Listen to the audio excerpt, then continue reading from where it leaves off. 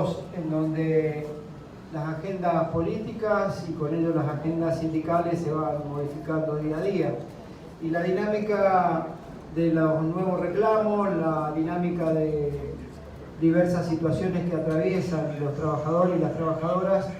hace que la dirigencia sindical tratemos de estar a la altura de esas circunstancias. Si hay temas de relevancia que va a discutir el futuro del mundo del trabajo, seguramente será, por un lado, la diversidad, por otro lado, la violencia laboral, el acoso, seguramente la inclusión, el medio ambiente en el trabajo. Son temas que nosotros tenemos que tener una mirada y empezar a abordarlo desde la dirigencia sindical, complementado con lo que ya hacemos hace tiempo, que es la lucha reivindicativa por preservar y mejorar el salario, por preservar y mejorar las condiciones de trabajo. Pero creo que esta nueva temática no puede estar ausente de nuestra agenda y por el contrario, tiene que ser parte principal de nuestra agenda para no regalar esa agenda a los sectores o del capital o a los estados. Los estados está bien porque los elegimos nosotros, los ciudadanos, para que nos gobiernen y está bien que generen agenda.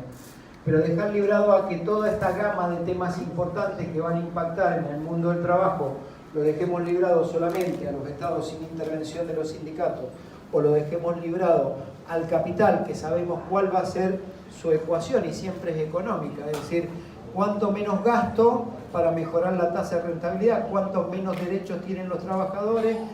cuánto menos pago para tener mayor rentabilidad. Entonces creo que hay temas que tenemos que instalar como agenda importante. Uno de ellos es la diversidad. En mi país hay algo dentro de la legislación que se denomina discriminación positiva, que en términos traducidos, no en derecho porque siempre son complejos las leyes y demás, es como que lo que la sociedad no le dé per se a determinados colectivos o sectores, se lo termina dando a través de una ley que genere supuesta discriminación. En este caso, establecer un cupo de ingresos al empleo para el colectivo trans, travesti, no binario, seguramente algunos sectores lo ven como un privilegio, lo ven como una discriminación al resto. ¿Por qué establecer un cupo de trabajadoras o trabajadores que ingresen bajo esa modalidad? Bueno, porque la sociedad en el transcurso de su historia no le dio la posibilidad o la misma igualdad de oportunidades que le dio al resto de los ciudadanos y las ciudadanas para poder acceder a un empleo, y más un empleo de calidad como puede ser un empleo bancario en Argentina. A partir de ahí surgió la necesidad de debatir este tema, surgió la necesidad de darle una satisfacción, más aún cuando el colectivo trans, por lo menos en mi país, tiene una expectativa de vida de 40 a 50 años, cuando casi el 80% de ellos no pueden acceder a educación secundaria y mucho menos terciaria o universitaria, cuando mucho de esa parte del colectivo trans, su salida laboral ante la falta de empleo genuino termina siendo muchas veces la prostitución, no deseada, una prostitución empujada, como único medio de vida que le termina quedando, y que por supuesto dentro de todos los colectivos generalmente es el que más represión sufre por parte de las fuerzas de seguridad, porque la vulnerabilidad que ocasiona la situación del colectivo trans implica el abuso desmedido de aquellas fuerzas de seguridad que no entienden que están para cuidarnos, no para agredirnos, y cuando se trata de violentos que agreden con mayor saña y fiereza generalmente al colectivo trans. Desde la perspectiva de restituir ese derecho humano fundamental que es el empleo, el trabajo digno, la posibilidad que tengan ni más ni menos que igualdad de oportunidades con sus compatriotas, es que empezamos a diseñar esta posibilidad de un acuerdo con el principal banco en la Argentina. Ese acuerdo no solo contiene establecer que el 1% de la planta de dotación del banco tiene que ser del colectivo trans, sino que también tiene el Banco Nación tiene 17.600 trabajadores aproximadamente. Establecer el 1% es un número impactante de entrada, entonces decíamos,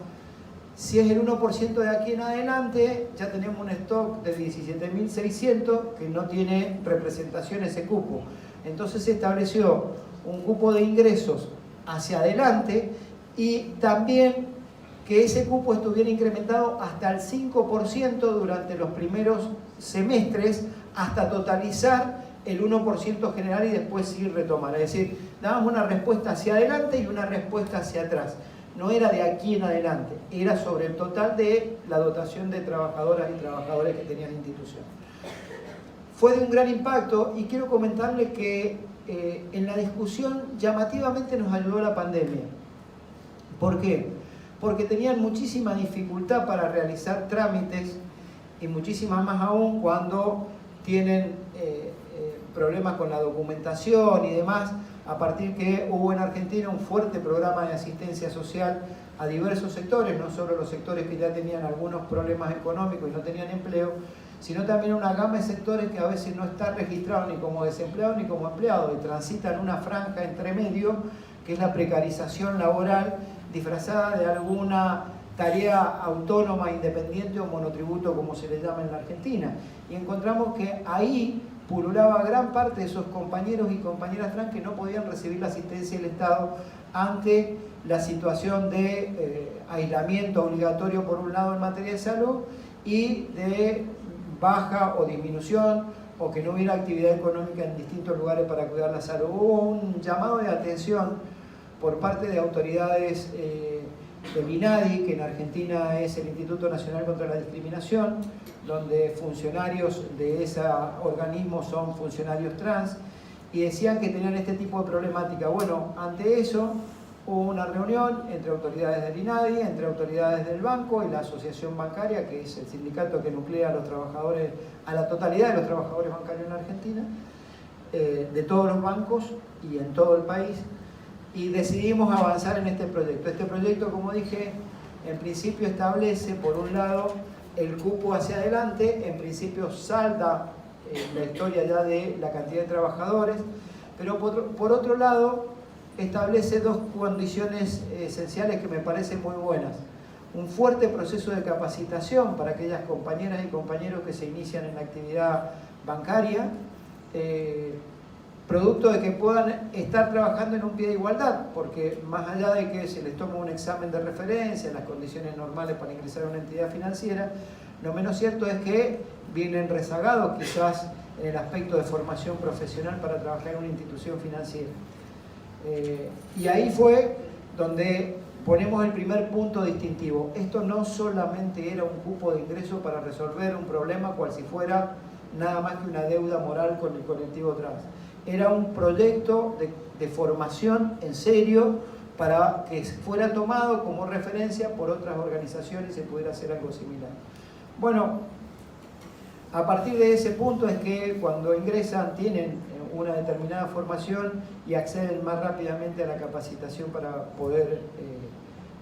estar a esa altura de ese desafío tan importante que es conseguir un empleo de envergadura como es un empleo bancario en nuestro país. Y luego se estableció que se creaba un comité de seguimiento y de cumplimiento del presente acuerdo. Y ese comité lo integraba un responsable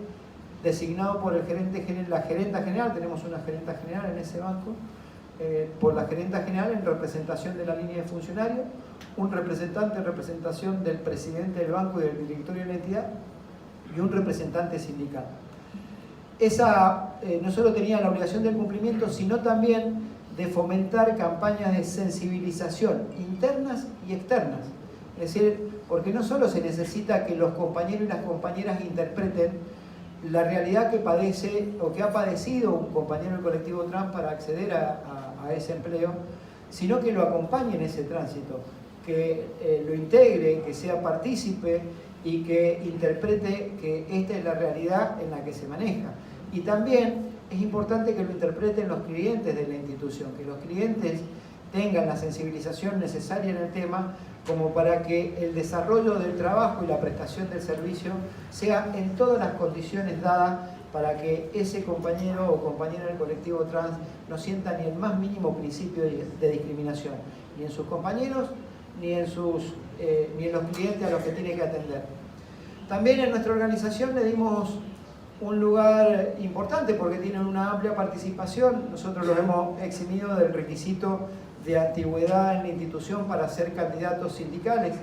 Y precisamente en la ciudad de Rosario, que es una de las más grandes de la Argentina, en el Banco Nación, con orgullo decimos que la lista la encabezaba como secretaria general una compañera que es hija de desaparecidos por la dictadura en la Argentina, y el primer delegado general era un compañero del colectivo trans que había ingresado.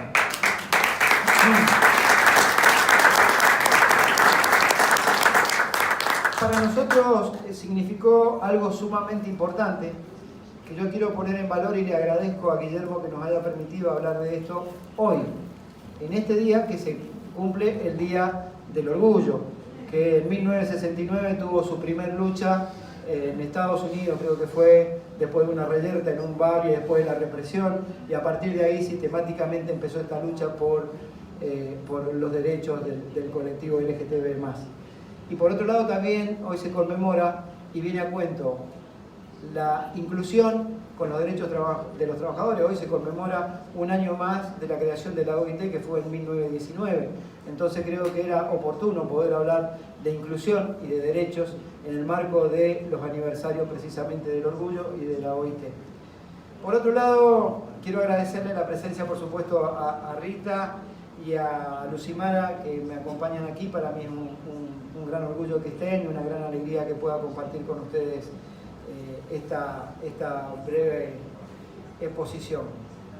Bueno, y por supuesto agradecer que hay compañeras y compañeros que no son específicamente de finanzas, como son los compañeros de juventud, y felicitar por la organización tanto a Guillermo como a los compañeros bancarios de Seara por esta maravillosa muestra y contundencia de defensa de la banca pública y de los derechos de la negociación colectiva. Creo firmemente en que, miren, en mi país hay alguien a quien se la denominó, y lo digo desde mis orígenes políticos distintos. Yo nací en el radicalismo de Hipólito Yrigoyen, que fue uno de los grandes líderes populares de la Argentina, pero sin duda que el sindicalismo es peronista en la Argentina, y dentro del peronismo, esa gran mujer que fue la abanderada de los humildes decía: donde hay una necesidad nace un derecho. Y un miembro de la Corte de Justicia de mi país ha puesto en tela de juicio eso, porque dice: esto no es así, porque cada derecho cuesta plata y no hay derechos para todo porque no hay recursos suficientes. Bueno, yo creo que este derecho que nosotros hemos generado,